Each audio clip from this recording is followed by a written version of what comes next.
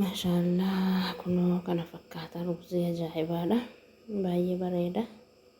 Baay'ee mi'aawe. Maashaallah jenneerra.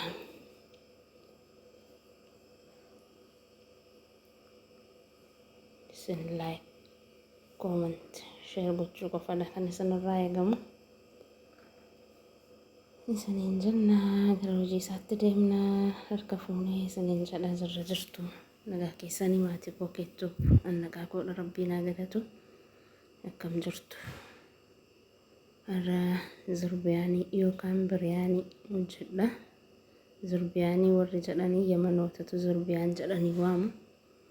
Innis biriyaanii irraa kan adda godhu wantoota itti fayyadamnu wanta akka shunkurtii, foon, dinnicha. Warra kana xabbasanii itti fayyadamu. Kanaaf zurbiyaan jedhanii waamu jarri. Akka maqaan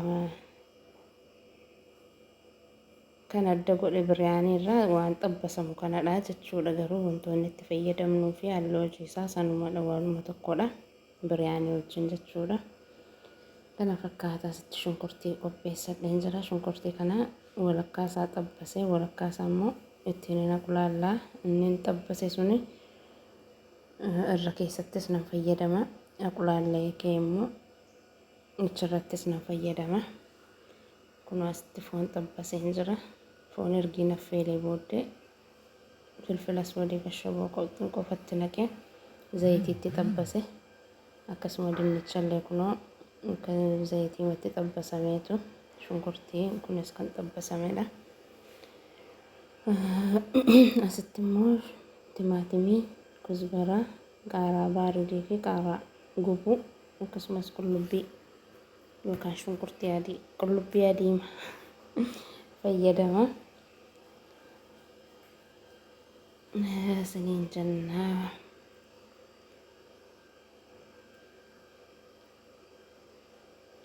Ruuzii qopheesseen jira. Asitti qimamoota qopheessadhe waraqaa gaalii, orgaanoo, filfilas wadii, kaarii, kamunii, zinjibila daakuu fi maajii maraqee akkasumas qimamii torban jechuun waa manaatti fayyadamnu itti fayyadamuu dandeenya. Waan warra kana qofa dhaabbataa goone itti fayyadamuu miti. Qimamii manaatti fayyadamnu.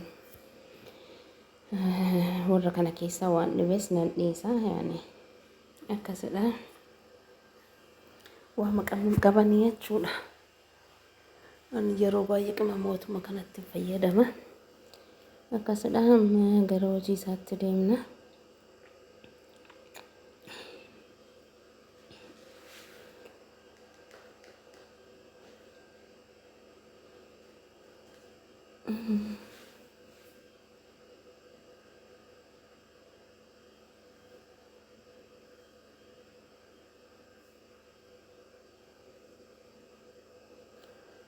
Zayitii distii irra kaayera zayitiitti godhadhe jira.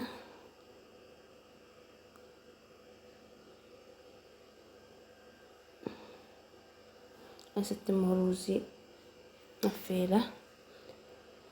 Ruuzii kana maraqee foonii ittiin affeeleen itti naqe kanaaf bifa isaa akkas jijjiirrate. Shunkurtii keenya qulaallaana.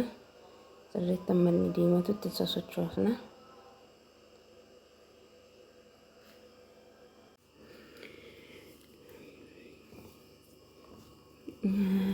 Kun akkasittiin diimatee jira shunkurtiin keenya bishaateera jechuudha.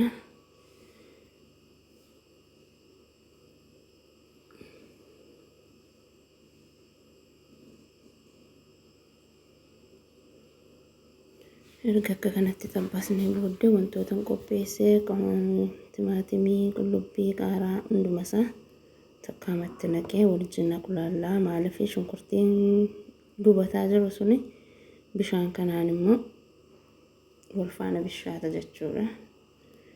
Bishaan timaatimiidhaan.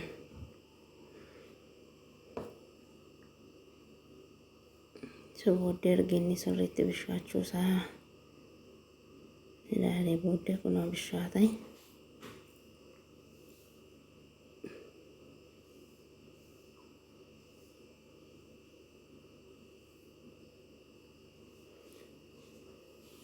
timaatimii isaa gurguddateera. Kun qabu keessaa mul'atu booddee gaafa natti naqu amma qimameetti naqadha.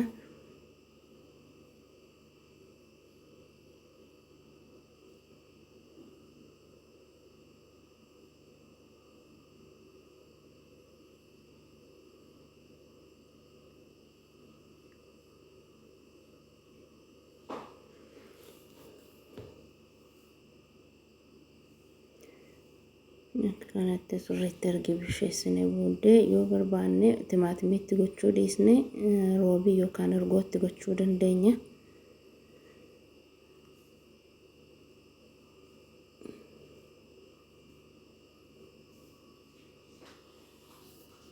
Garuu amma itti fayyadameeranis.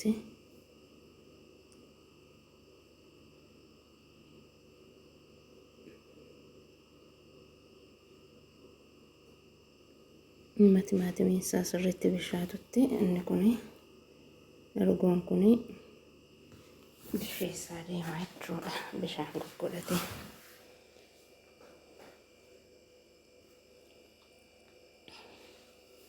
Dinnichi keenya xabbasamaadha. Qulleetiinis bishaateera waan ta'eef itti waliin makne. Ruuziin bishaachaa jira.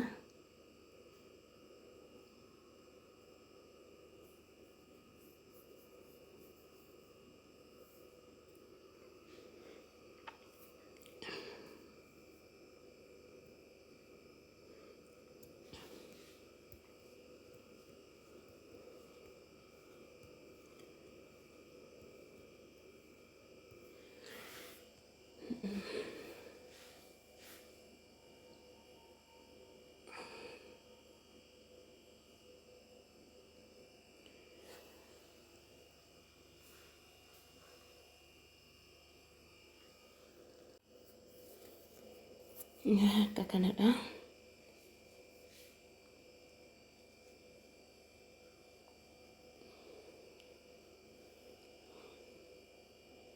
Foonitti naqeen jira. Foonni illee xabbasamaadhas bishaataas waan ta'eef ergi bishaate kan xabbasameef akkuma inni foolii qamamii qabatuuf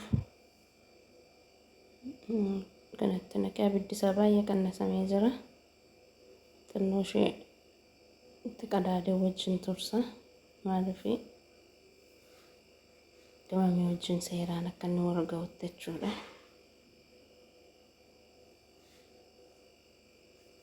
Ruuzii keenya calalleerra.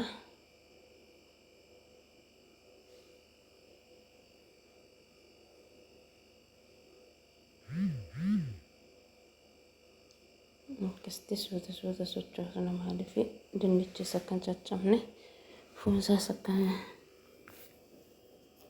jenne amma ruuzii keenyatti naqna.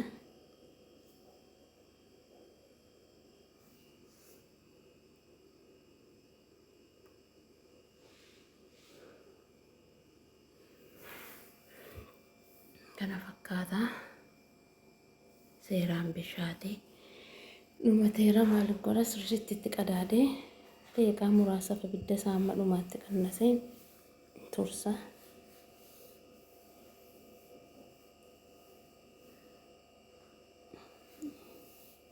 Nama isaanii irratti galagalshee waliin makaa jira.